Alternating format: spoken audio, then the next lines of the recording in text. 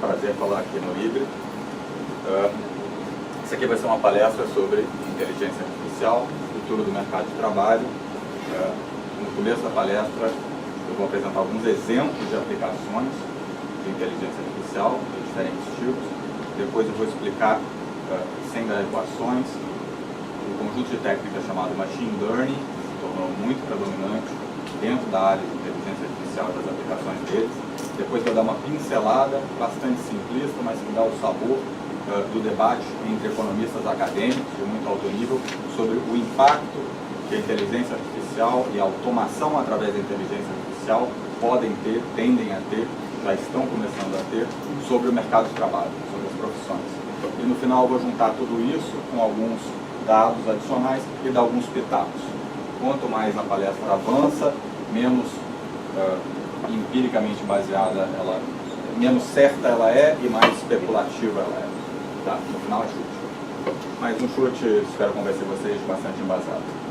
Esse tema está muito na moda, está havendo um certo hype em torno dele, sem dúvida, sempre acontece, mas é um hype merecido, ainda que haja exageros pontuais, como sempre há. Machine Learning, inteligência artificial, não são modinhas passativas. Isso eu posso garantir, espero ajudar a convencer vocês disso. Isso é relevante, inclusive, para aplicações muito concretas de estatística, de economia. O bicho já está chegando aí. Enfim, eu sou Flávio, eu sou uma mistura de economista com matemático. Minha graduação foi em economia, meu doutorado foi em matemática pura e hoje em dia eu fui acadêmico durante um tempo. Hoje em dia eu misturo essas duas coisas com um novo ingrediente, programação, que junta os dois. Eu tenho a consultoria SLQ, que é justamente dedicada a usar matemática, programação, data science e machine learning e aplicar a problemas de finanças, do mercado financeiro, mas também de economia, inclusive macroeconomia, análise de empresas, etc. Eu não estou sozinho, eu tenho uma equipe de caras que têm perfis meio complementares. Todo mundo ali é bom de estatística, de número, de programação, mas um com sabor mais macro, outro com sabor mais micro, outro com sabor mais de data science mesmo, outro com sabor mais teórico, que às vezes é bastante útil, e é isso aí. Bem, eu sou Flávio, isso aqui é um côvado. Um côvado é uma unidade de medida, ela vem daqui até aqui, ela é definida dessa maneira. Essa definição não é muito boa, ela varia de pessoa para pessoa. Então o que você faz? Ou melhor, o que os antigos faziam, eles padronizaram ela, botaram um pedaço de madeira. Isso aqui está no British Museum, esse negócio tem uns 2.000 anos de idade, e ele é extremamente útil para algo muito específico, que é medir distâncias. Se você consegue medir distâncias, você consegue também medir áreas, portanto a área do campo agrícola, que é bastante útil, e volumes, por exemplo, o volume de paralelepípedos gigantes que você vai usar para construir pirâmides.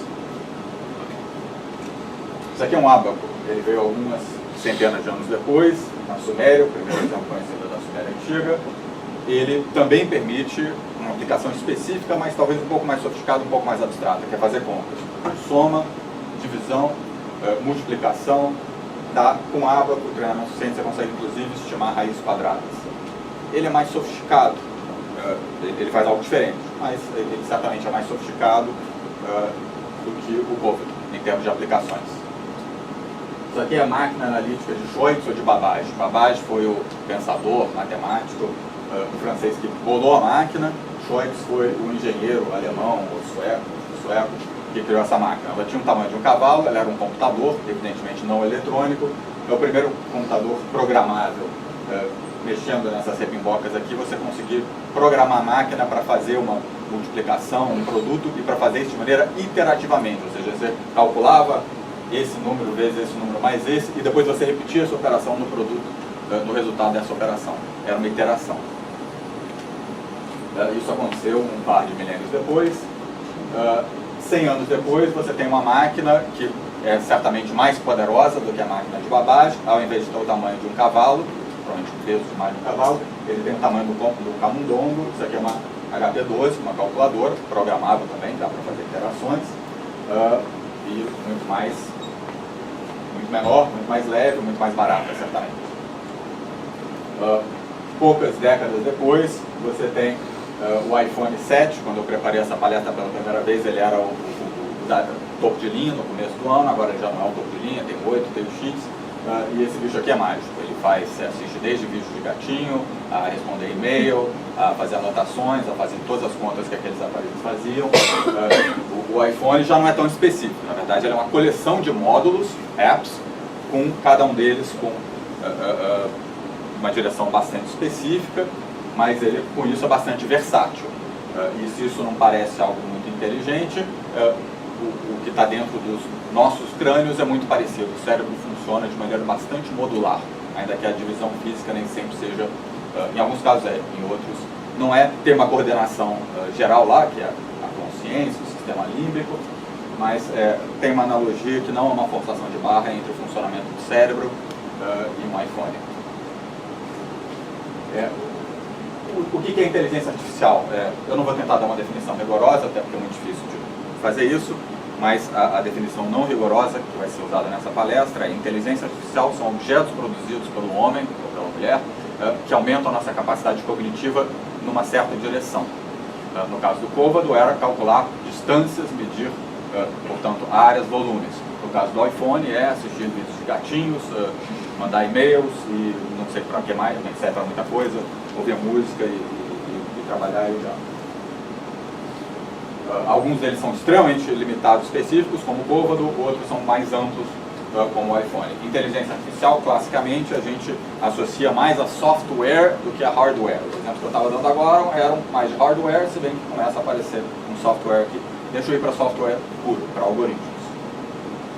O Google Translate foi lançado em 2006, ele é um programa de traduzir muitos pares de línguas, inclusive o inglês e português. No começo ele era muito tosco. Eu sei disso por dolorosa experiência pessoal, porque quando eu estava terminando o doutorado, começando o pós-doutorado, para evitar passar fome, vou entrar aqui talvez na estatística de vocês, eu fiz alguns bicos de tradução, inglês e português, bom inglês. E aí, malandramente, às vezes eram volumes grandes, eram artigos grandes, muitas vezes de economia, eu tentei comprar um computador, um programa, na época não existia o Google Translate, não estava disponível de graça online, chamava-se Babel, se eu não me engano, gastei um dinheirinho, e a malandragem vou usar esse programa para traduzir e depois vou editar, porque eu sei que a tradução não vai ficar perfeita. Bem, a tradução ficava extremamente imperfeita, tão imperfeita que eu jogava lá fora e traduzia do zero. Isso foi no começo da década de 2000, final da década de 90. Poucos anos depois, o Google Translate lançou um programa o Google lançou um programa muito melhor, que é o Google Translate, de graça, disponível online, e ele era muito melhor do que o Babel. Mas não era uma maravilha. Ele fazia coisas, e eu me lembro disso bem, como... Tem aqui duas frases. Uma frase muito simples, there were many building blocks at the construction site. Outra é uma frase mais complicada. They established the building blocks of the government's economic policy. O que elas têm em comum é que elas têm a expressão building block, que literalmente significa bloco de construção. Porém, nessa segunda frase, building block está sendo usado como uma analogia, como uma metáfora para pedaço, um componente da política econômica do governo. Esse é o tipo da coisa que há algum tempo programas esse tipo de distinção elas não captavam, com texto eles não captavam.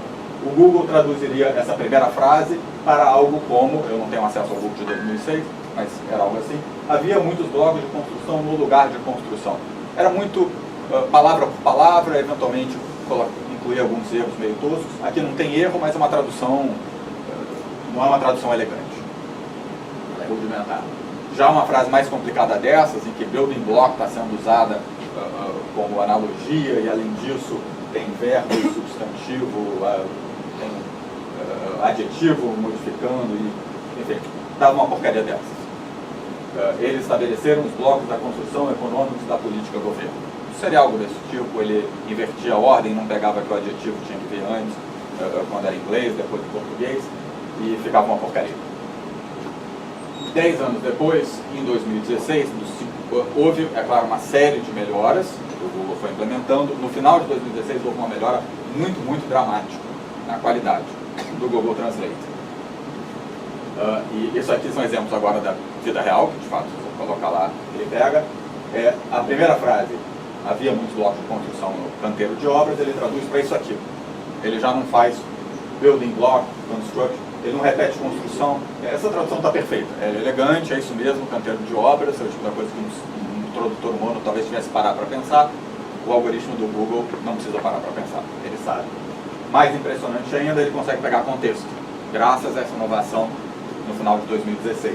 Ele entende que essa frase aqui é uma frase sobre economia, sobre política econômica e, portanto, blocos de building block não é bloco de construção, ele é algo como pilares, alicerces. É isso que ele está fazendo agora.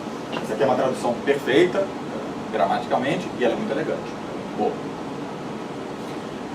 Por que houve essa mudança no final de 2016? Porque a inteligência artificial do Google Translate foi renovada e ela passou a ser feita através de redes neurais. Eu vou dar uma muito vaga noção do que é uma rede neural. A rede neural é a parte mais sexy, é a parte que está mais na moda, é a parte para certos tipos de problema mais eficaz da inteligência artificial contemporânea. Deixa eu dar alguns outros exemplos que vêm também de redes neurais, vêm de coisas de ponta da inteligência artificial contemporânea. Para isso eu preciso acessar uns vídeos. Esse aqui é o primeiro deles. Deixa eu explicar antes de dar play o que está acontecendo aqui. Isso aqui foi lançado em 2014 por uma empresa que é uma empresa e é um grupo de pesquisa, talvez algum sentido mais sofisticado do mundo atualmente, chama-se DeepMind. E o que eles fizeram é que eles treinaram um algoritmo, eles criaram um algoritmo que aprende a jogar jogos de Atari. Não sei se vocês conhecem Atari, foi uma tecnologia muito importante para a minha geração, e eram vários joguinhos, hoje em dia muito simples. Só que o que esse algoritmo faz é o seguinte, ele assiste a tela e ele vê o placar. E ele é programado para maximizar o placar no menor tempo possível. Ele não tem nenhum acesso ao programa por trás daquele joguinho, como desse joguinho que está aqui. Então ele está aprendendo como um ser humano, como uma criança. Uma criança vai, começa a jogar pela primeira vez, faz tudo errado, mas aprende, tem que desviar da bolinha, tem que acertar o inimigo. O computador faz isso, mas ele faz isso jogando repetidas vezes e acumulando o aprendizado. E esse vídeo aqui resume o treinamento em um desses jogos. O mesmo algoritmo do DeepMind aprendeu a jogar esse jogo e dúzias de outros, alguns deles chegando num nível absolutamente sobre-humano, é o caso deles. Jogando melhor do que qualquer ser humano em muito pouco tempo. Primeiro ele foi jogando 100 vezes, 200, 300, 400 e foi melhorando o desempenho dele. O nome desse jogo daqui é Breakout, é uma mecânica muito simples, você controla essa barrinha aqui no chão, tem uma bolinha que fica quicando, que é esse ponto aqui. Na medida em que ela bate no teto, tem esse teto gay aqui, ela vai destruindo os tijolos do teto gay, e você quer destruir o teto gay o mais rapidamente possível, um jogo homofóbico, e você quer evitar que a bolinha caia no chão. No começo ele está bastante ruim, tá? Ele deixou a bolinha cair, ele meio que entendeu que tem que acertar, mas ele é muito desastrado, ele é muito lento. Isso foi depois de 100 jogos. Depois de 200 ele já está melhorzinho, olha aí. Ele não deixa a bola cair muito, mas às vezes ele deixa. Deixa eu adiantar só um pouquinho. Aqui no final já vai ser tipo depois de 1000 jogos. E ele começa a fazer algo muito esperto. Primeiro ele está muito rápido e ele não deixa a bolinha cair. O que ele fez é o seguinte. Depois de 1000 jogos ele teve uma ideia nova. Ele não está só ficando mais eficiente, ele está tendo um insight, que talvez uma criança esperta acaba tendo. Em vez de simplesmente impedir que a bola caia, ele está jogando ela nas quinas. Porque ao jogar nas quinas você acaba cavando um túnel em cima e você gera esse efeito aqui. Notem que ele está fazendo isso com extrema habilidade. Toda santa vez que ele bate na bolinha, ele consegue jogar ela no teto. Isso não é fácil, eu lembro disso. Seres humanos não vão conseguir fazer isso muito bem. Ninguém disse para ele fazer isso, ele aprendeu a fazer isso sozinho. Isso foi em 2014. Em 2014, isso era um projeto de pesquisa da ponta da tecnologia que tinha. Tá? 2 anos depois, você tinha o mesmo tipo de lógica, ou seja, algoritmos que estavam vendo o que estava acontecendo na tela e aprendendo a jogar simplesmente olhando a tela como um ser humano e repetindo aquilo N vezes, só com jogos muito mais sofisticados. Doom é um jogo que veio algumas décadas depois, não sei se vocês se lembram, é um jogo que enfatia a negociação de diplomacia, e ele é muito mais sofisticado, ele é tridimensional, como vocês vão ver, e isso daqui é um campeonato online. O que 2 anos antes, em 2014, era a ponta da ponta do laboratório, aqui tinha virado campeonato sendo jogado por adolescentes, sendo que o que os adolescentes faziam não era jogar Doom, era ensinar um algoritmo a jogar Doom olhando para a tela, usando redes neurais Deep Learning. Bem, para quem não conhece Doom, vocês vão ver, é um lixo muito mais sofisticado do que o Breakout, visivelmente.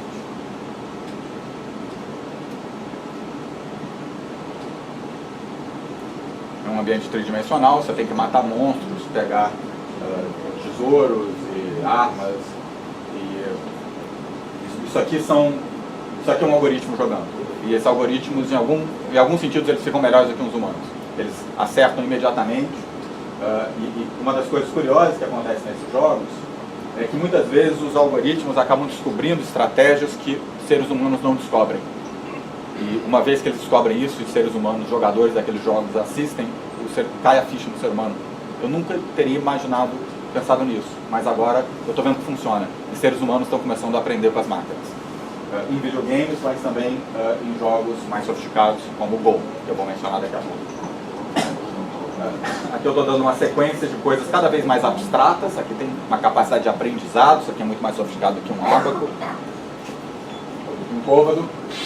E em termos de abstração, isso aqui é algo que está na ponta, ou pelo menos estava há pouco tempo na ponta. O cutting edge dessa área se mexe espantosamente rápido. E eu vou dar uma... Isso aqui é um GAN, é um Generative Adversarial Network. Não vou entrar em detalhes técnicos, apenas dar uma noção. O que o GAN faz é gerar criatividade. O GAN divide o algoritmo em dois pedaços. Um deles é um professor que está ensinando um conceito abstrato para um aluno. E o que o aluno tem que fazer é criar exemplos daquele conceito abstrato, um objeto, igreja, vulgão, laranja, e o professor diz, está quente, está frio. Então, na medida em que o aluno vai gerando imagens que se parecem mais e mais com o que o professor sabe que é uma laranja, e o professor sabe que é uma laranja porque ele tem um banco de dados, de imagens de laranja, mas ele não mostra as imagens para o aluno. O aluno vai criando coisas, na medida em que elas vão ficando laranjas e redondas, o professor começa a dizer, isso está parecido com uma laranja, legal. Com isso, o aluno, o produto do GAN é uma série de imagens, por exemplo, de laranja, que se parecem muito com laranjas, de fato são laranjas, exceto que elas não são distorções de imagens de um arquivo, elas foram criadas pelo GAN. E tem aplicações muito interessantes disso, sendo desenvolvidas para engenharia, design, arte. Então, aqui é um videozinho de demonstração em que o professor está dizendo para o aluno, desenhe um vulcão. O aluno já recebeu esse treinamento. Desenhe uma laranja, desenhe uma igreja. Isso aqui é o aluno desenhando vulcões que não existem. Isso aqui é como um aluno de pintura. Aqui ele está desenhando um cardoon, que pelo jeito é um tipo de árvore, de planta. Aqui ele está desenhando ele está tentando desenhar batom. Curiosamente, ele confunde batom com flor em alguns momentos. O que é interessante, é o tipo da coisa, tipo de erro que uma criança, talvez, pequena, faça. Mamãe está com batom, aquele negocinho vermelho, comprido, vê uma rosa, é batom. Não é batom, seu idiota, aquilo ali é uma rosa. Mas enfim, tem uma capacidade de abstração aqui. Eu não tenho filhos, felizmente, por filhos. Isso aqui não é uma produção mecânica, de maneira nenhuma. Isso aqui é um computador tentando entender, e de fato, de certa maneira, começando a entender o conceito abstrato, o aspecto visual de um batom, de uma laranja, de uma igreja.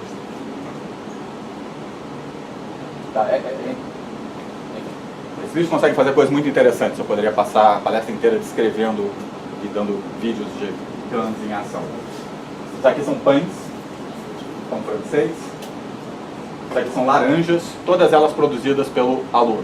Ele nunca viu uma laranja, mas ele recebeu orientações do professor do que é o aspecto de uma laranja. Camiseta. Ele é criativo, ele não cria só uma camiseta, ele vai brincando com as camisetas, como um bom aluno. Igrejas em diferentes estilos. Ele nunca viu uma foto de uma igreja. O professor descreveu para ele o aspecto geral de uma igreja. Tudo isso é muito recente e a progressão, como vocês estão vendo pelas datas, é espantosa.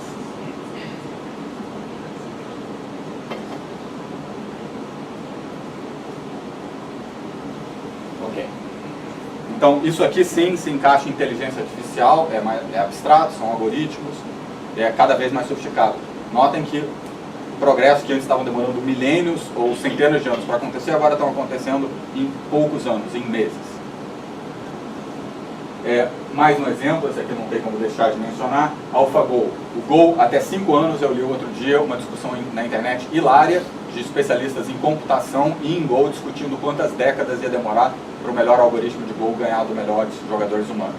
Não demorou décadas. A discussão era de 2010. 2016, em março de 2016, o AlphaGo derrotou um dos grandes campeões, um dos melhores, talvez o melhor jogador humano, Lee Sedol, 4-1. O Sedol conseguiu tirar uma casquinha ali. Poucos meses depois, eles soltaram a nova versão do AlphaGo na internet, ele começou a destruir todo mundo. Certamente, se o Lee Sedol estava lá, ele foi destruído. O placar aqui eu coloquei infinito a 0. Isso aqui foi uma melhora do AlphaGo poucos meses depois. E alguns meses depois disso, em outubro de 2017, os caras publicaram o AlphaGo 0, que é realmente a nova versão do AlphaGo. Ele foi treinado de maneira diferente. O AlphaGo 0, ele tinha essa inteligência artificial baseada em machine learning, mas ela olhava também muitos bancos de dados de jogadores, de jogadas, de jogos feitos por humanos.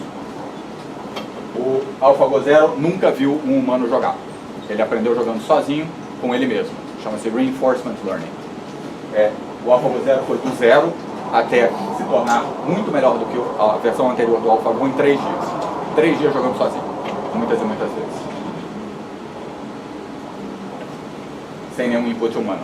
Quer dizer, o input humano é que os programadores profissionais de Go estão assistindo os jogos desses bichos e estão descobrindo estratégias novas. Em 2.000 anos de Go, os melhores jogadores tinham encontrado máximos locais, mas claramente os máximos locais em termos de estratégia não eram máximos globais.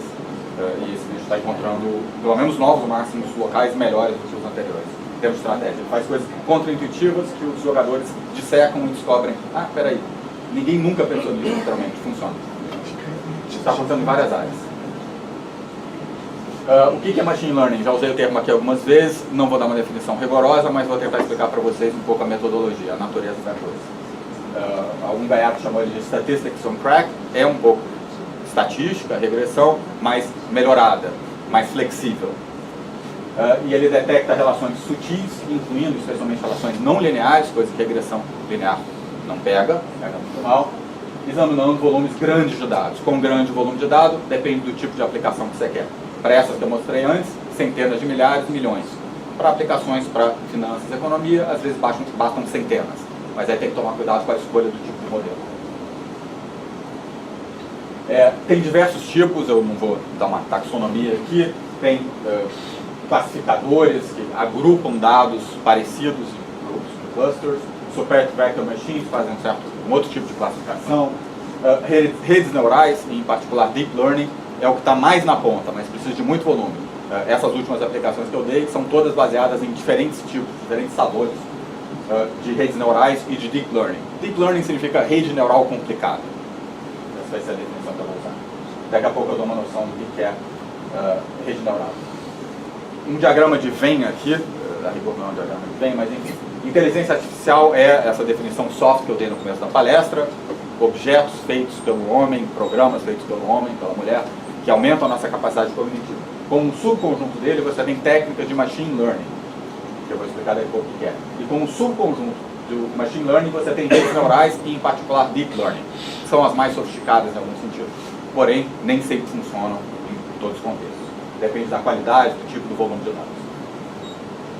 As redes neurais / deep learning, eu vou fazer desenhos aqui, elas são camadas de funções que são quase lineares, são lineares por partes, na verdade elas são sigmoides, e você vai colocando os seus dados iniciais aqui, tá? IPCA, variação do IPCA, PIB, juros, você quer prever no final das contas algo, talvez PIB daqui a um ano, e ele vai processando, misturando de maneira empírica, mas procurando otimizar com base no passado, nos dados anteriores, descobrir a função, que será muito complicada, porque será uma conjunção de várias camadas de funções, a função que melhor aproxima no passado, melhor prevê o PIB daqui a um ano, por exemplo.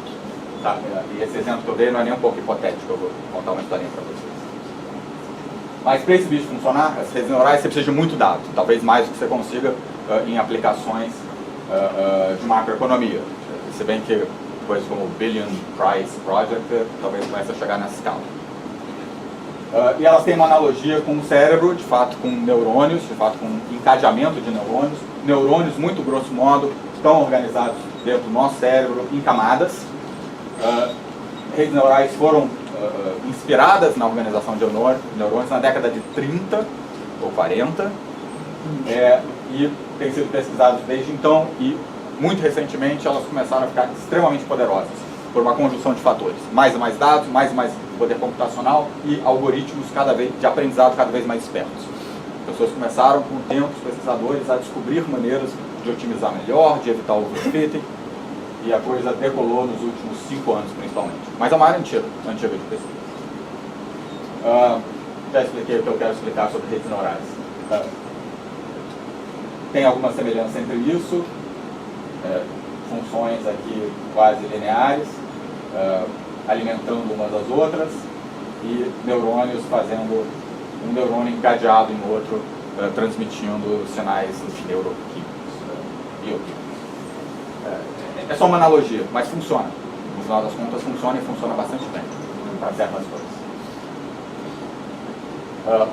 Agora eu quero voltar e falar sobre a metodologia do machine learning, não de rede neural, ou pelo menos não necessariamente de rede neural, mas do tipo de modelo que se usa em estatística, em finanças e em economia, em particular em forecasting, mas não só em forecasting. A ideia do machine learning é você descobrir relações, muitas vezes complicada, entre um certo conjunto de variáveis e uma outra variável que é afetada por ela. Por exemplo, variação do PIB no passado, variação de inflação no passado, curva de juros com o PIB daqui a um ano. Por exemplo, densidade de células numa biópsia, cor das células na biópsia e sei lá mais o que, com a probabilidade daquelas células serem um câncer maligno. E essa metodologia aqui, ela vale para todos os algoritmos de machine learning. Eu vou excluir rede neural aqui. Rede neural é um bicho um pouco diferente, né, que princípios funcionam. E você faz o seguinte: você tem um conjunto de dados grandes, tá? E você tem, já que vocês são economistas, vamos lá, variação do PIB no ano passado, juros, IPCA e o PIB realizado um ano depois. Vocês têm uma série histórica em que você tem essas variáveis que devem afetar o PIB e o PIB que foi realizado um ano depois. O que você vai fazer? Você vai pegar essa série, que tem que ter bastante dados, mas não precisa ter centenas de milhares, basta ter centenas para certo tipo de algoritmo. E você vai dividir ela em dois conjuntos. Um é o training set, conjunto de treinamento, o outro é o testing set. Na estatística tradicional, esses são o que se chamaria de in-sample e out-of-sample. Vamos pensar em regressão linear. O que você vai fazer? E aliás, é isso que estatísticos sempre deveriam fazer, em termos de fazer previsões do mundo real. Roda a tua regressão no training set, digamos 75% dos seus dados, depois pega os outros 25%, 25 finais da sua série temporal, e olha o que aquela regressão teria previsto. E valida. Estatísticos, tradicionalmente, pelo menos quando eu estava na graduação de economia, rodavam a regressão nesse bicho inteiro. É legal, dá um R quadrado bacana, mas você está sendo otimista. Se você quer aplicar, fazer previsões, diagnosticar câncer, faz a separação. In-sample, out-of-sample. Boa parte do machine learning, da teoria e da prática, é evitar overfitting. Isso é um perigo já com regressão, e é um perigo maior ainda com algoritmos que te permitem fazer relações não lineares, mas não curvadas, complicadas. Então você separa em training set e testing set. Aqui você treina os seus modelos. Eu falei sobre regressão linear, mas pode ser regressão não linear, pode ser support vector machine, pode ser uma rede neural, pode ser um random forest. E uma vez que você fez isso aqui, tem parâmetros ali dentro. Ao contrário do que acontece com regressão linear, a grande maioria dos modelos de machine learning tem os chamados hiperparâmetros. E no próximo slide eu vou explicar para que serve o hiperparâmetro. É um númerozinho que você vai empiricamente testar qual é o melhor valor dele, qual parece ser o melhor valor dele, para obter as melhores previsões possíveis. Uma vez que você fez esse treinamento no training set, você testa ele no testing set, que o teu algoritmo nunca viu. E aí você compara o que o teu algoritmo prevê no training set com, de fato, o que aconteceu no training set, o que aconteceu no PIB um ano depois de cada um dos pontos dos data points aqui. Tá?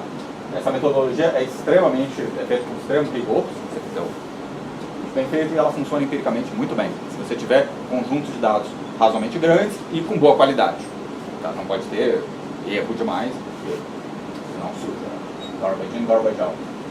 Esse treinamento que acontece aqui normalmente não é só você passar uma regressão. Os modelos têm mais de uma ferramentinha ali, mais de um setting ali. Para ilustrar o que está acontecendo, aqui a gente está dentro do training set e a gente tem um bando de pontos aqui. E no olhômetro dá para ver mais ou menos que tipo de relação há entre a variável x no horizonte, no eixo horizontal, e a y, que é que você quer prever. Aqui eu estou olhando só uma variável contra a outra para simplificar, né? É uma parábola, né? É mais ou menos uma parábola, não é exatamente uma parábola, mas se você quer modelar isso bem com um polinômio, usa uma parábola. O parâmetro, o hiperparâmetro que eu estou usando aqui, e aqui eu estou usando não regressão linear, mas eu estou usando a família dos polinômios de qualquer grau possível. Grau 1, regressão linear. Grau 2, regressão polinomial de grau 2. Grau 3, cúbica, e por aí vai. O que acontece? Se você usar grau 1, se você usar o grau 0, você vai ter uma reta horizontal e não vai ser muito boa. Se você usar o grau 1, você vai ter uma regressão linear, que não chega a ser uma porcaria, mas ela não está capturando a curvatura. Se você usar grau, tem quantos pontos aqui? 8 pontos. Se você usar grau 7, você vai passar direitinho em todos os pontos. Mas esse não é um bom modelo, porque, enfim, tem um teorema que diz que você consegue fazer isso, mas você vai, fora desse ponto, você vai estar fazendo previsões idiotas. Aqui no meio você tem, e aqui é grau 2, parece ser um bom meio termo, você está errando um pouquinho, e é bom você ter algum espaço para errar, mas você está pegando o formato geral da coisa. Tá? Então a metodologia de tuning de hiperparâmetros, de encontrar o hiperparâmetro que dá a melhor previsão out of sample, é isso, é encontrar esse bicho. Tá? Diferentes modelos têm diferentes hiperparâmetros e alguns modelos têm vários hiperparâmetros. Alguns têm 1, outros têm 2, tem que ter 3, tem que ter 5. E custo computacional às vezes vira um problema aqui. Mas enfim. Como é que você faz isso na prática? O problema é que se a gente fizer isso aqui só no training set, você não tem como validar isso. Quer dizer, você só pode validar no final das contas no testing set. E se você escolheu o melhor modelo que funciona no seu training set, olhando só o training set, você escolhe esse. E aí quando você for para o testing set, você vai ter uma porcaria. Por outro lado, você não quer ficar poluindo o testing set, usando ele repetidamente, porque aí você vai estar overfitting no testing set. Então você faz um truque desse tipo aqui, cross-validation. O que é isso aqui? Cross-validation isso aqui, esses cilindros inteiros são o teu training set original. Você decompõe ele em, por exemplo, 4 pedacinhos, e você usa 3 dos pedacinhos para treinar, e o quarto para testar, como se ele fosse um testing set, mas ele não é. O testing set você só vai usar uma vez no final do processo. Faz isso aqui, depois faz essa mesma brincadeira, com essa mesma decomposição. Aqui eu usei, isso aqui é um cross-validation com 4 pedaços. Pode ser com 10, pode ser com 20. Se for alto demais, você começa a ficar caro. Se for baixo demais, você tem problema de overfitting. Você faz essa brincadeira, você vê o erro médio aqui, erro médio quadrado, por exemplo, mas tem muitos erros que tipo de erro que você pode usar, e dependendo da aplicação você vai usar uma ou outra, e você toma a média deles. Melhor ainda, você olha a distribuição, porque você quer ver a estabilidade desse bicho.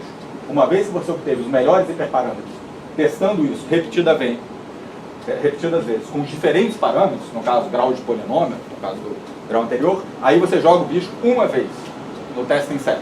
E aí você tem uma boa estimativa de quão bom é o teu algoritmo. Tem que tomar cuidado, é preciso ter disciplina. Se você ficar brincando com o teu testing set e torturando ele, muitas vezes, quem é de estatística aqui sabe que se você torturar a estatística o suficiente, ela confessa. Então, torture só no cross-validation e no final use o testing set uma vez. Se não deu certo, parte para outro modelo de machine learning. Outra observação, eu mencionei Random Forest, mencionei SVM, mencionei até regressão linear. Qual deles você vai usar? Você vai usar todos.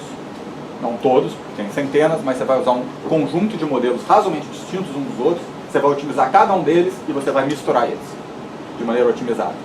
Isso, em geral, sendo bem feito, você obtém uma taxa de erro menor do que se você usar o melhor modelo no teu ensample. Isso tem que ser feito com cuidado, mas é o que você faz na prática e é o que maximiza a tua taxa de acerto, ou seja, minimiza a tua margem de erro.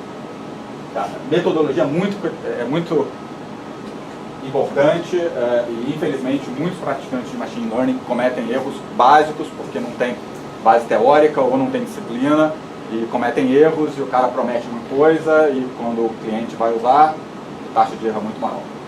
Precisa tomar cuidado. O que acontece tipicamente é o seguinte. Tipicamente, eu vou dar um meta-teorema, não um teorema rigoroso, mas para tarefas de previsão, de você tentar estimar coisas empiricamente, machine learning bem feito é sempre melhor do que regressão linear bem feita. Pela seguinte razão: o primeiro modelo que você joga num ensemble, num conjunto otimizado de machine learning, é uma regressão linear. Se a sua relação for bastante linear, o teu ensemble vai dar peso de 99% para regressão linear. Talvez aquele pedacinho não linear ele vai conseguir modelar um pouquinho melhor. Até acontece de um ensemble de machine learning ficar um pouquinho pior do que uma regressão linear no out of sample, se a coisa for muito linear. Mas aí é um empate, é uma diferença microscópica. A moral da história, machine learning ganha. A não ser que você esteja com um dataset muito pequeno de dezenas de candidatos, aí você nem tem espaço para fazer esse tipo de coisa. Mas começa com algumas centenas, ou talvez, se você escolher os modelos com cuidado até com muitas dezenas, machine learning ganha. As vantagens do machine learning: é difícil fazer inferência, falar sobre intervalo de confiança, não tem aquelas fórmulas fechadas, bonitinhas, tem estatística, mas até isso talvez seja provavelmente é contornável com trabalho científico. Tem uma econometrista e economista chamada Susan Athey, em Stanford, muito esperta, que está na interseção de econometria com economia, com estatística e machine learning, e ela tem um projeto de pesquisa de começar a fazer inferência e causalidade usando machine learning. Para quem se interessa pelo assunto, Susan Athey, está na internet. Para dar uma ideia visual, isso aqui é um case study de um conjunto simples que eu puxei na internet, porque infelizmente eu não posso mostrar resultados que vêm de clientes de consultoria, porque eu assinei NDAs. Então isso aqui é simplificado, mas ele ilustra bem o sabor que você obtém. Isso aqui é o quê? É uma regressão linear em que eu treinei no out of sample, no in sample, perdão, e testei no testing set. Isso aqui é o testing set. Isso aqui é uma visualização bonitinha, eu espero. Os azuis são os valores observados. No eixo X você tem apenas a numeração dos data points. São 100 data points que eu escolhi ali para ser no testing set. E em dourado você está vendo que a regressão linear, que foi treinada no outro subconjunto desse mesmo conjunto de dados, fez. E ela não está tão terrível não, em alguns momentos ela crava, está vendo? Tem a reta cinza mostra a distância entre eles, portanto a comprimento da reta cinza é o erro da regressão linear. E esse cara daqui tem um R quadrado, dá para transformar isso em R quadrado, de mais ou menos 75%. Nesse conjunto. É um conjunto de despesa com seguro de saúde, baseado em características individuais dos segurados nos Estados Unidos. São dados do mundo real, tá? Eu só não posso dar dados de trades meus, porque senão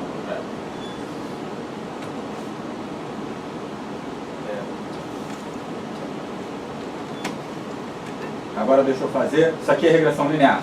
Agora com o mesmo conjunto, um ensemble de machine learning, que aliás inclui uma regressão linear. Não tem diferença. Os pontos azuis não se mexeram, são os valores observados. Os dourados sim. E o que aconteceu? Eles se aproximaram muito dos azuis. Tudo isso é out of sample.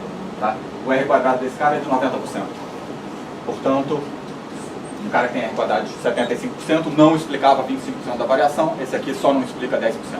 A taxa de erro da regressão linear sozinha é mais do que o dobro, é 2 vezes e meia a taxa de erro desse bicho. Os clientes ficam felizes quando eles veem isso. Agora eu vou falar sobre aplicações para o mercado de trabalho, para áreas mais concretas do que consultoria quantitativa. Tradução,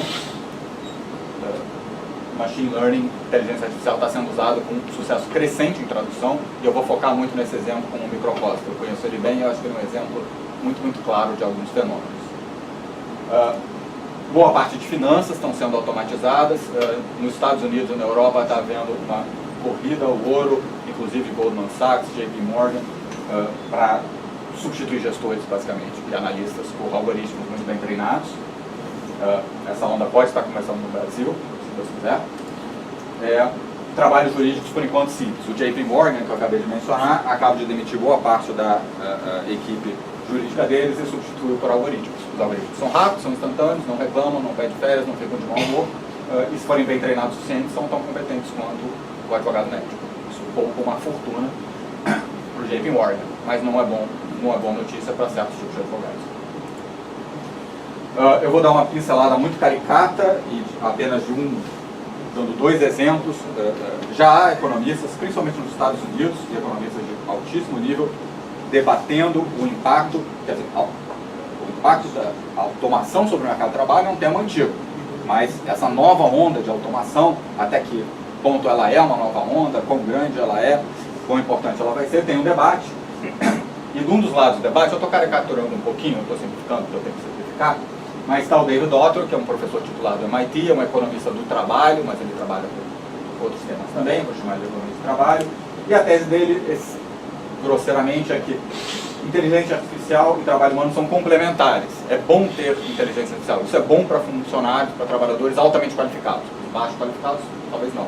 Mas os altamente qualificados, como professores titulares da MIT, é uma ótima. Do outro lado, você tem o garotão aqui, o Daniel Susskind, que é um cara mais novo, e está dizendo, não, no limite, inteligência artificial substitui trabalho humano e, a rigor, ninguém está a salvo. No longo prazo, ninguém está a salvo. Se bem que no longo prazo está todo mundo morto. Mas, enfim, eles têm modelos diferentes, eles estão diagnosticando coisas diferentes, e cada um deles tem contribuições. Eu vou dar minhas opiniões. Interessantes. A literatura do Autor é denominada Test-Based Literature, e a do Susskind não é dominada nada, então eu estou batizando ela de AI-Based. Não vou dar equações, os dois têm modelos, têm papers publicados em journals muito bons, principalmente o Autor, que é veterano. Cada um dos dois dá funções de Cobb-Douglas, e cada uma das funções de Cobb-Douglas, uma delas enfatiza a complementariedade do capital inteligente e humanos, e esse daqui é a substitutabilidade. Isso aqui é um produto e aqui tem uma soma. Aqui é mais grande. O primeiro paper que deu origem ao test-based é do Autor com o Levy e o Murnay, e esse modelo test-based é chamado muitas vezes de modelo ALM, e ele está resumido aqui. E o que ele diz é o seguinte: tem dois tipos de tarefa, dois tipos de profissão. Algumas são rotineiras e mecânicas e repetitivas. Essas são automatizáveis. E na medida em que a tecnologia progride, elas são automatizadas, porque a tecnologia se dissemina e vai ficando barata. E aí os caras que estão nessa área perdem os empregos e têm que tentar migrar para outras.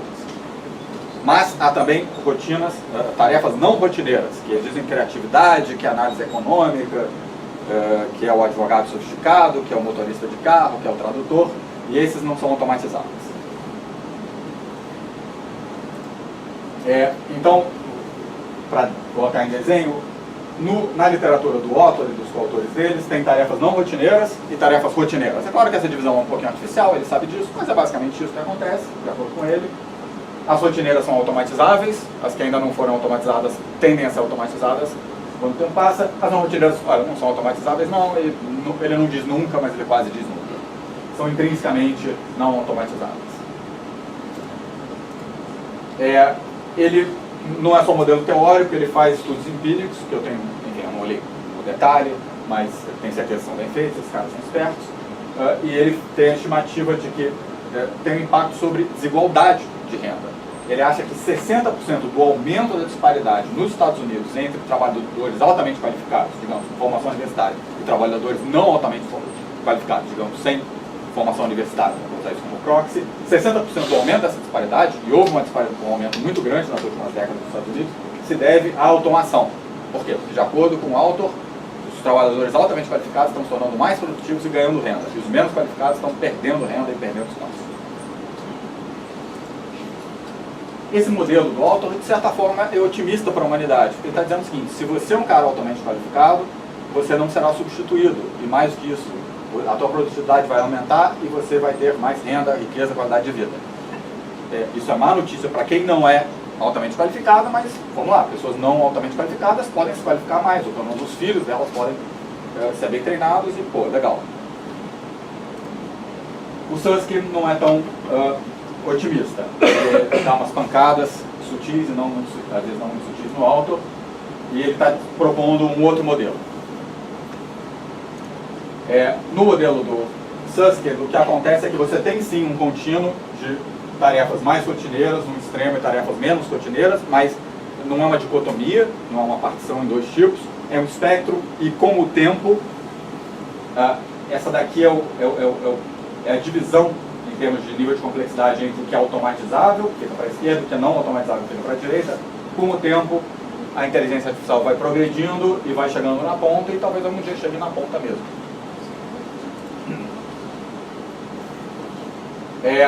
Isso aqui é o segundo parágrafo do Susskind, de um dos artigos dele. Ele tem muito poucos artigos, tem 2 ou 3 artigos, ele é muito novo. e ele faz essa sacanagem aqui com o autor. Ele cita várias previsões que o autor fez, que o autor escreveu uma série de artigos nessa linha, e o autor dizia, isso não dá para automatizar, isso não dá, isso não dá. E no mesmo ano, aquilo ali foi automatizado no mundo real. O autor não deve ter gostado muito desse parágrafo, mas o parágrafo está correto. Enfim, tem vários exemplos aqui. Uma das coisas que o autor disse que não dava para automatizar com alta qualidade era a tradução. Essa aqui é a tradução do parágrafo anterior do Susskind, sem edição. Eu de propósito não botei edição, é claro que tem um errinho ou outro, mas só um errinho ou outro. A qualidade é bastante alta e estamos falando de um texto não trivial. Talvez vocês já estejam percebendo para quem que eu estou pendendo mais. Né? O autor disse, não nesse trecho, mas anteriores, lá atrás, que tradução e dirigir carros não eram coisas muito humanas, muito difíceis de computadores automatizar. Tradução, não vou ficar batendo nisso, porque já bati o suficiente. Dirigir carros, bem, tem estado muito no noticiário, mais agora no final do ano do que estava já no começo, mas, enfim, eu não sei se eu... bom, vou eu isso aqui.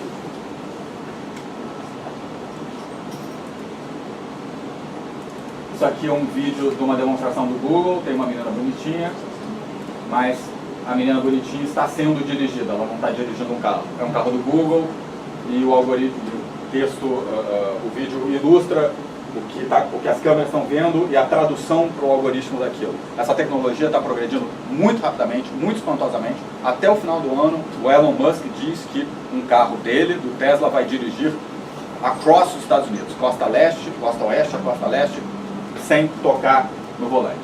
Isso aqui parecia ficção científica há muito pouco tempo e deve se tornar realidade em poucos anos, talvez. Então, enfim, o autor, pelo menos em várias profecias específicas, não mandou muito bem. O drive que você tem na rua, mas eles aprendem, porque as empresas vão coletando mais e mais dados, vão alimentando os bancos, e aí o bicho começa a ver, não, aquilo ali é uma vaca, tem que tomar cuidado com a vaca, isso aqui é um trecho da estrada que não está pintado direito, eles começam a corrigir. Cedo ou tarde, a taxa de acidentes desses carros vai ficar menor do que a taxa de acidentes humanos. E eles estão ficando muito parados, essa tecnologia está ficando muito parada, exponencialmente parada. O que está acontecendo? Entramos agora oficialmente na minha área de pitacos. O que eu acho? E o que eu acho que a evidência mostra? A literatura, o modelo e os dados empíricos do autor mostram que ele tinha razão no passado. A divisão entre tarefas rotineiras e automatizáveis e que eventualmente acabam sendo automatizadas no extremo, e do outro lado, tarefas não automatizáveis, não rotineiras, que não são automatizadas, isso aconteceu nas últimas décadas, empiricamente. Isso beneficiou gente altamente qualificada e prejudicou gente pouco qualificada por razões mais ou menos evidentes. Agora, o que está acontecendo recentemente, eu acho que o Susskind pegou o espírito da coisa. O Susskind, antes de ser um acadêmico, apesar de novo, ele estava trabalhando no Office de Tecnologia do governo britânico, da administração Cameron. E claramente o Susskind, eu não sei se ele sabe programar, mas ele claramente já interagiu com programadores de machine learning, coisa que o autor, curiosamente, não parece ter feito muito. Você vê nas coisas que o autor escreve, ele não entendeu o que é machine learning, e curiosamente ele passou pelo menos uma década sem entender escrevendo sobre o assunto. Isso tem a ver mais com natureza humana do que com inteligência artificial. Vou fazer um comentário sobre isso um pouco mais tarde. O que eu acho? O autor explica bem o passado, o Susskind talvez explique melhor o futuro, pelo menos em termos de compreensão da tecnologia, não necessariamente de implicação para o futuro do mercado de trabalho, porque isso é um assunto difícil e toda a previsão sobre o futuro é complicada, principalmente nesse tipo de longo prazo. O que está acontecendo? Tem uma figura muito curiosa chamada Ray Kurzweil, ele é um programador, um inventor, e o Kurzweil documentou há décadas, começou no final da década de 70, um crescimento exponencial, mensurável, no poder computacional. E o que está acontecendo nesse gráfico aqui, tem umas ilustrações de aplicações, mas aqui você começa com 1900, termina em 2040, aqui tem a extrapolação, mas esse gráfico é de 2011, tem uma curva exponencial. Isso aqui com $1, quanto poder computacional você consegue comprar. Dá para medir poder computacional, operações por segundo, sei lá o quê. E é uma curva exponencial, sendo exponencial vai acelerando cada vez mais. Na década de 70, o Kurzweil já estava documentando isso, ele conseguia extrapolar para trás, mesmo antes do advento dos computadores, ia botando data points. Olha, é uma curva exponencial. Então na década de 70 esse cara já estava dizendo, olha, na década de 2000 a gente vai ter tanto poder. Em 2010 a gente vai ter tanto poder. E ele acertou, praticamente na mosca, o que é bastante impressionante. A regularidade dessa curva parece quase que uma lei da natureza. E o Kurzweil deduz dela algumas previsões, algumas delas muito sensacionais. Talvez sensacionais demais para ser verdade. Mas esse cara enxergou algo que outras pessoas não estavam enxergando. E esse progresso exponencial é importante nessa área. O que máquinas vão fazer em breve? Não só tradução, elas vão melhorar a redação. Já tem alguns algoritmos que melhoram o teu estilo de redação. Mais que isso, já tem alguns algoritmos que pegam a tua redação e transformam ela no estilo do David Autor ou do Shakespeare, de escritores que tem muita coisa publicada. É bem interessante. Direção de veículos, já mostrei exemplos. Isso aqui não é ficção científica, isso aqui vai acontecer. Nos Estados Unidos, a Califórnia já está aprovando leis para padronizar a pintura de ruas para facilitar a direção dos carros. No Brasil, em 2050, devem começar a entrar nisso. Diagnósticos médicos. Aqueles médicos, radiologistas, oncológicos, altamente treinados, que passaram anos e anos e anos aprendendo a distinguir o câncer A do câncer B, olhando aquele exame, há algoritmos que performam melhores do que eles. O que não é muito bom para esse caso. Mas é bom para o resto da humanidade. O progresso está sendo... isso aqui são observações qualitativas, mas tem a ver com a tecnologia, tem a ver com o que tem acontecido. Cada vez mais você tem algoritmos que lidam com a abstração, eles não estão apenas trabalhando mecanicamente, mais flexíveis, e no limite um pouco de criatividade, né? Pelo menos no GAN e nas aplicações do GAN, tem um quê de criatividade, a gente começa a vislumbrar isso. A pesquisa, ela envolve estatística, ela envolve computação e ela envolve neurociência. Muitas das ideias de machine learning são inspiradas pelo cérebro. Isso é muito interessante. Tá bom, agora eu vou focar em tradução, porque é uma área que eu conheço bem, em que é visível olhos nus, ou pelo menos deveria ser visível olhos nus, está acontecendo. O que em 2007 exigia 10 horas de trabalho para um tradutor fazer, com um certo nível de qualidade, estou fixando o nível de qualidade, hoje em dia você talvez precise de 3 horas. Deve ser dessa ordem. E daqui a 5 anos, talvez em 1 hora, ou talvez em meia hora. E eu chutaria que daqui a 20 anos em 0 horas. Isso eu faço. Às vezes escrevo anúncio para a minha empresa em português, jogo no Google Translate, sai uma tradução bonitinha. Eu mexo um ou outro detalhezinho ali para corrigir uma coisa, mas acelera muito. Isso é excelente notícia para os tradutores que estão aumentando a produtividade deles? Não. Isso não é uma excelente notícia para eles. Por quê? Porque a oferta de tradução hora efetiva está aumentando muito. Só que a demanda por traduções pagas não vai aumentar tão rapidamente. Não é tão exponencial assim. Cresce vegetativamente com a população, talvez com a globalização. Pode até cair na medida em que cada vez mais vai ter empresários, empresas que vão dizer, vou colocar no Google Translate, ainda não está perfeito, mas está bom o suficiente para essa aplicação, para essa daqui não. Então o que vai acontecer? A curva de oferta, aqui é a quantidade de tradução que é oferecida por um certo preço, vai ser deslocada para a direita, e a demanda não. Talvez a demanda desloque um pouquinho com o tempo, mas a oferta vai deslocar muito mais. Não vai, está acontecendo, visivelmente está acontecendo. Conversem com tradutores. Com exceção dos tradutores literários, muito sofisticados, que são 1% dos tradutores, eles estão todos reclamando. Está de cada vez mais difícil, está cada vez mais difícil. E não é só por causa da recessão, não. Vai ter menos empregos para tradutores. Provavelmente já está acontecendo. Infelizmente, para muitos tradutores, eles demoram a reconhecer isso. E isso tem a ver com natureza humana. A maioria dos tradutores, ao longo dos próximos anos, será expelida do setor. Eles não vão conseguir se sustentar. O cara, cedo ou tarde, vai ter que dar o braço a torcer e ir para outra área. O que vai acontecer? Agora vamos pensar no nível individual. O que vai acontecer com um tradutor, mesmo um tradutor bastante bem qualificado, que sai da tradução? Ele vai virar um arquiteto, um executivo, um astronauta? Não, com raras exceções. Um cara de 40, 50 anos de idade que está há 20, 30 fazendo aquilo ali, em geral não tem muita flexibilidade. É natureza da grande maioria dos humanos. Esse cara vai, quase certamente, ele não vai passar fome, ele não vai virar um empregado permanente, exceto em casos raros. Ele vai procurar, ele vai se virar. Ele vai virar um vendedor de loja, um motorista do Uber. Ele vai perder status, ele vai perder renda. A maioria. Renda e status caem, e isso pode ter efeitos sociais e até políticos, eleitorais significativos. pessoas que perdem o padrão de vida tendem a ficar zangadas. Exceções, aqueles 1% melhores, que são muito especializados em coisas que computadores, pelo menos ainda, não conseguem e vão demorar. O tradutor literário de Shakespeare para Fernando Pessoa, esses vão segurar mais, mas no longo prazo, veremos. Alguns estão se adaptando tecnologicamente. Eu conheço um tradutor que não é um tradutor literário, mas ele se tornou um gerenciador de outros tradutores que usam o Google Translate. Aí é uma habilidade social que esse cara tem e ele parece estar bem, mas os caras que estão abaixo dele, ele está precisando de cada vez menos. Agora vamos para o Big Picture. Eu foquei num microcosmo de tradução, eu vou voltar para ele nos últimos minutos. Espero não estar passando demais deu uma hora agora. Já estou terminando. Isso aqui é Revolução Industrial. Isso aqui é a porcentagem da população que trabalhava no campo, começando em 1400 aqui, de repente 1700, 1800 começa a ter uma queda grande, é a Revolução Industrial. Ela cai de mais de 50% para menos de 5% em vários países envolvidos. Tem a Polônia ali, sei lá. Mas enfim, é um efeito que já vinha, o progresso tecnológico, na verdade, já estava acontecendo aqui, o acúmulo de capital, de populações mais concentradas, mas houve uma aceleração muito grande. E isso teve implicações muito fortes para a sociedade, para o mercado de trabalho, para a economia, para a política. Mas isso aconteceu ao longo de, dependendo da régua que você usar aqui, de 150 anos. É uma mudança macro no mercado de trabalho como um todo, mas ela demorou 150 anos. E mesmo assim gerou turbulência. O que é compreensível. Tá? Agora, isso aconteceu ao longo de gerações, não de uma vida só. Algumas vidas serão... muita gente foi obrigada a parar do campo.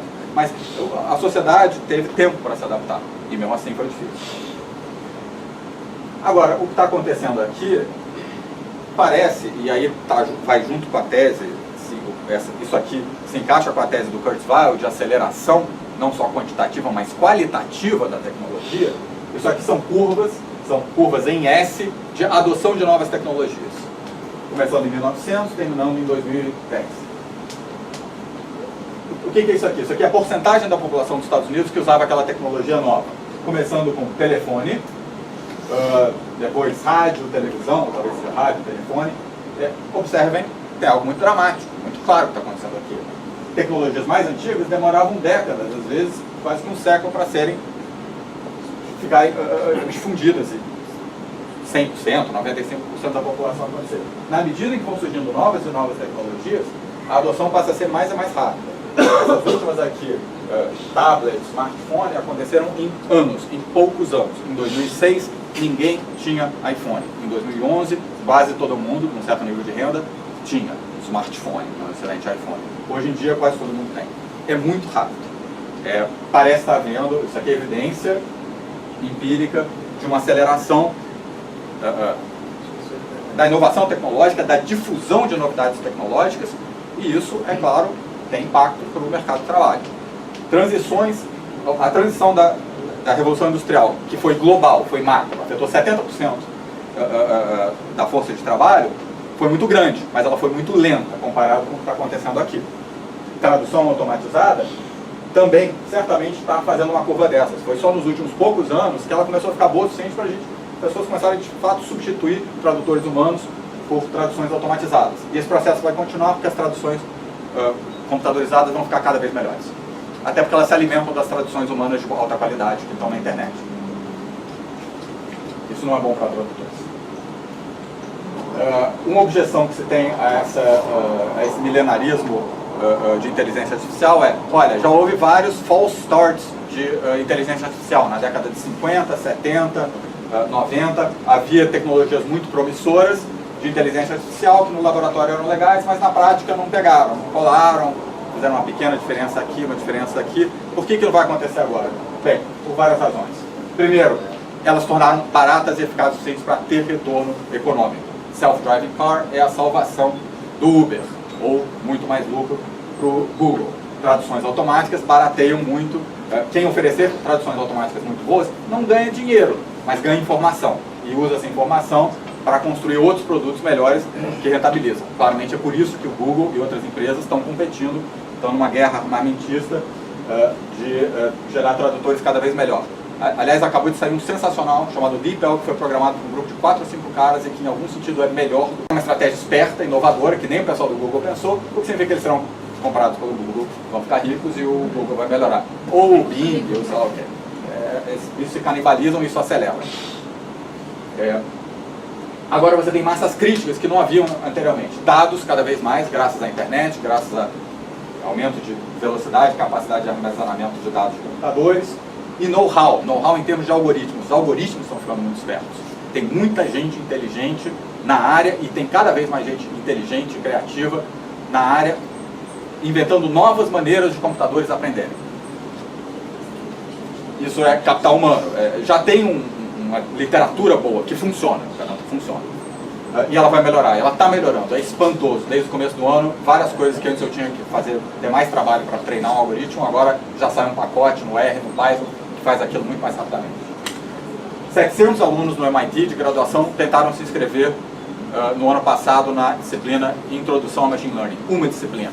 O MIT teve que fazer uma seleção interna e só os 500 melhores entraram. Os 500 melhores alunos do MIT são muito bons.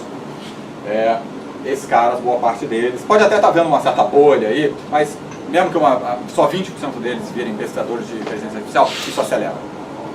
Em Stanford, agora, nesse segundo semestre, foram 1.040. Stanford tem 7.000 alunos de graduação. 1 em 7 cursou essa disciplina nesse semestre.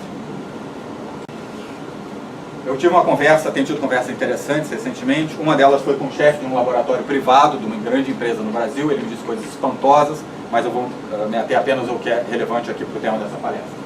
90% das vagas de empresas de crédito são atendentes pouco desqualificados. Tem gente atendendo o telefone. Vale também para a net e por aí vai.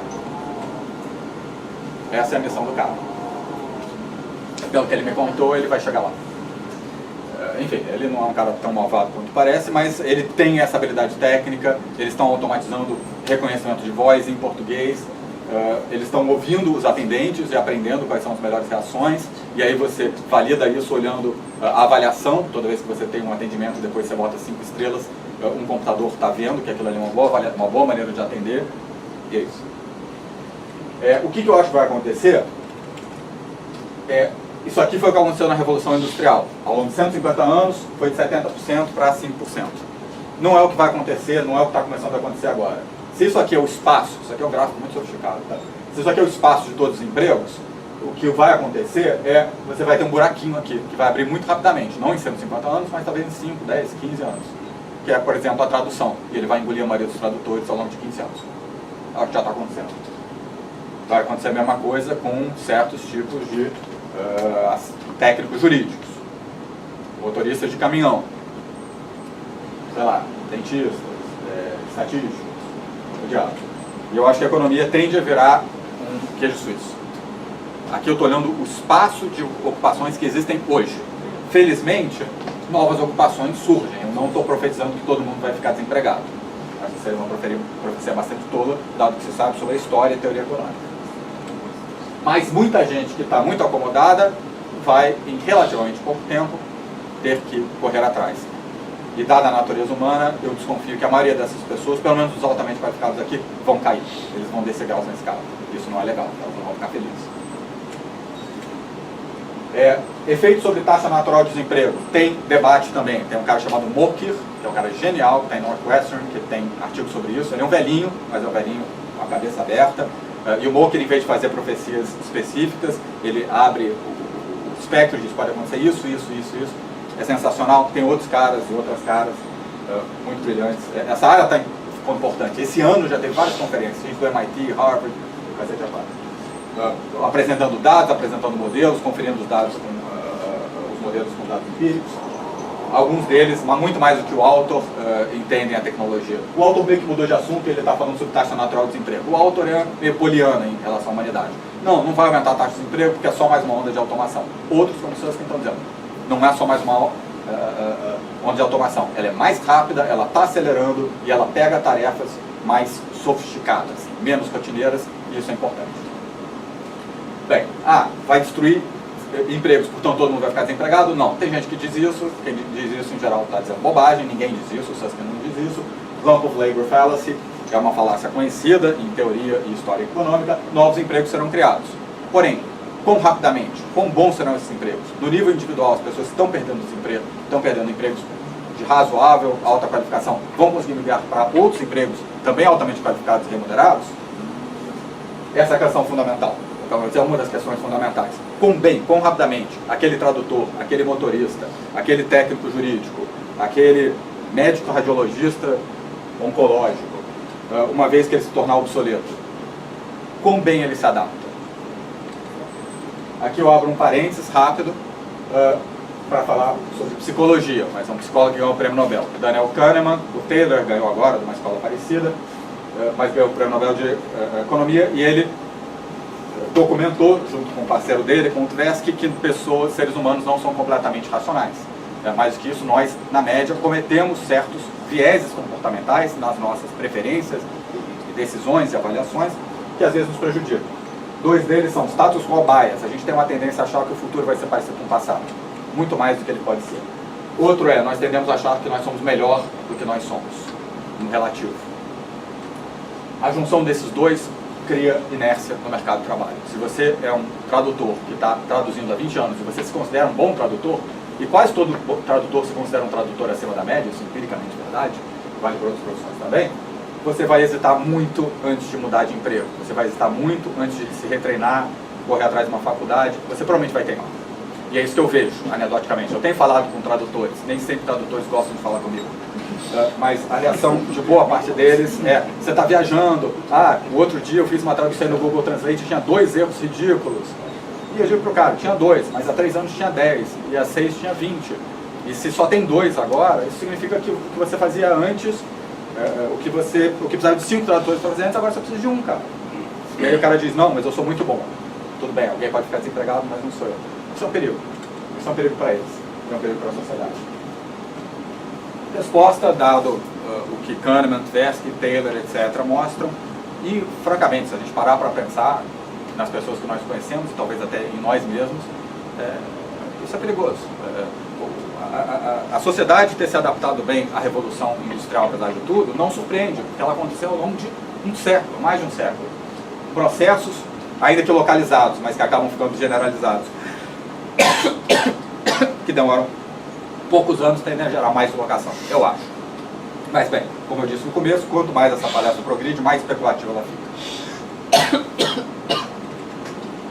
Ela está terminando e minha voz está. Frey, quão forte pode ser, quão forte e rápido pode ser esse movimento? 2 caras de Oxford, Frey e Osborne, acham que mais ou menos 50% dos empregos atuais do ZEO já são automatizáveis. É uma questão de difundir a tecnologia. Qual a escala de tempo? Eles estimam 10 a 20 anos a partir do início daquele processo. A partir do momento que você começa a ter um algoritmo bonzinho e baratinho, 10 ou 20 anos depois, os caras daquela área estão começando a ser desempregados, ou muitos deles já foram desempregados. Muitos dos exemplos afetados não são lixeiros, não é gente com baixa qualificação, é gente altamente qualificada. Isso gera um problema. Esses caras são economicamente, politicamente influentes. Eles tendem a ficar zangados, eles tendem, até por causa de vieses irracionais, a jogar a culpa não necessariamente na tecnologia, mas às vezes nos estrangeiros.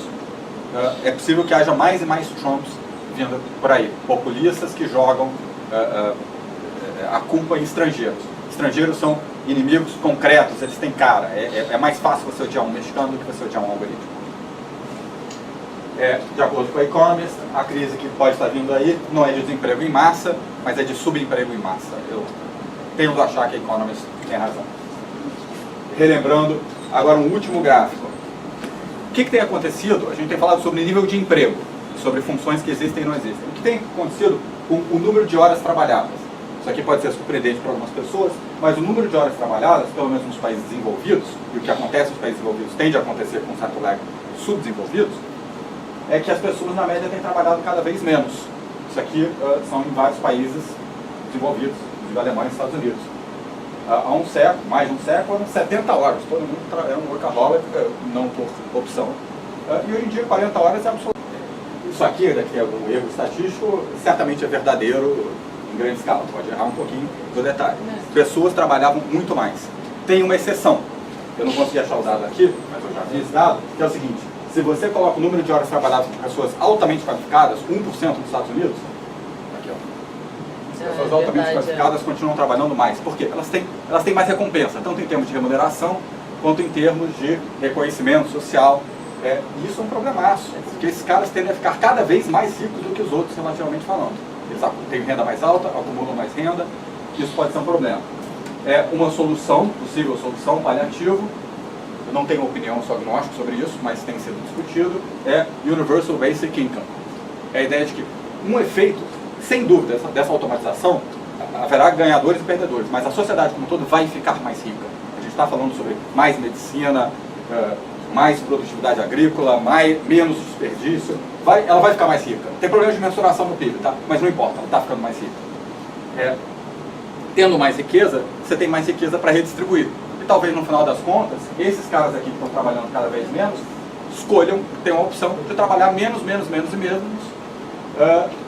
e de receber uma graninha do Estado para não passar fome, e mais do que não passar fome, talvez até viver de maneira razoavelmente confortável. Se isso vai acontecer, eu não sei, parece ficção científica, mas tem tanta coisa aqui que eu mostrei que parecia ficção científica há poucos anos e está deixando de ser. Vai ser uma grande ironia se isso acontecer. O Eduardo Suplicy foi um dos maiores pensadores econômicos e profetas.